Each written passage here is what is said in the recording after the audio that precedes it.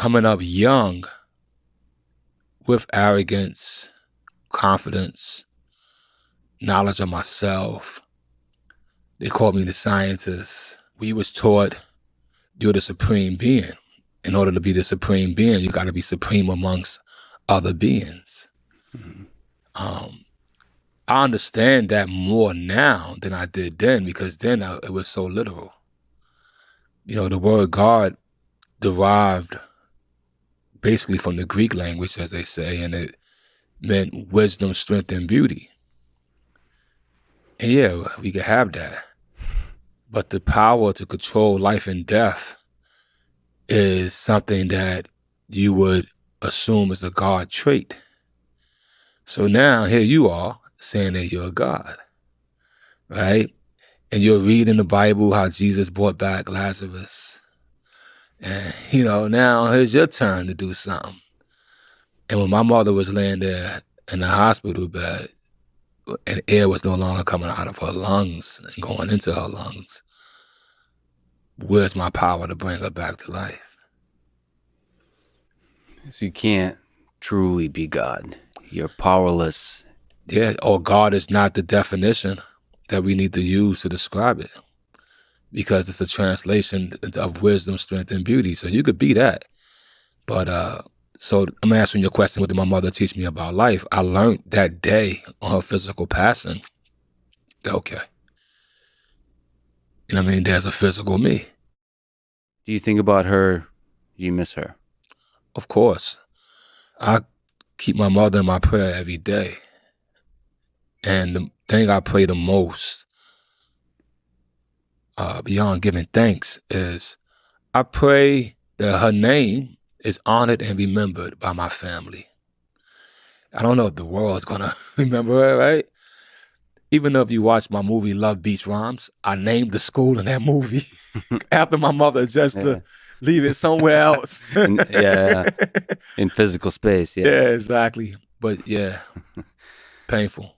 The pain of my mother's passing is indescribable. Only until it happens to a person they know, and then they won't describe it either. Only the people that lost their mother, they could look at each other and they got this nod. You know what I mean? But one other thing happened to me was the joy of life hit me differently. And I think it was the realization of my own mortality versus my immortality. It's a big, big thing. And I don't know if we'll get to expound on that, but there was a joy that overcame me because I was kind of free of a certain illusion about the immortality of my physical being versus the mortality of my physical being. And I was like, okay, wow, I understand. So that was the first or the hardest realization you've experienced, that you're mortal. Yeah, and I'll say mortal, and what you're looking at here physically.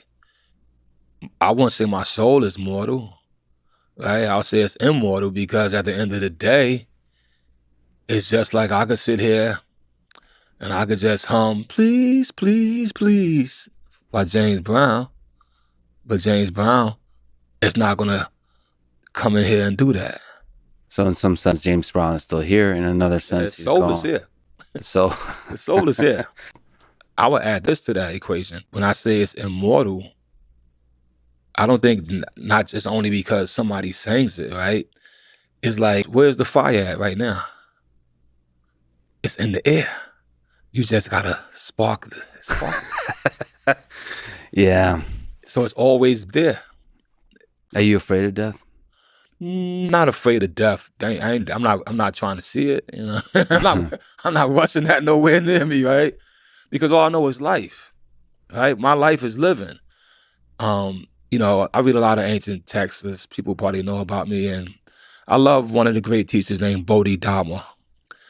And there was a thing written in, you know, one of the books of his, or one of the teachings of his, and the question, somebody asked him similar question, you know, you're scared of death, or what are you going to be after you die? And his answer was, I don't know. He had answers to everything, but he's like, I don't know. They said, oh, he doesn't know that. So, yeah, because I haven't died yet.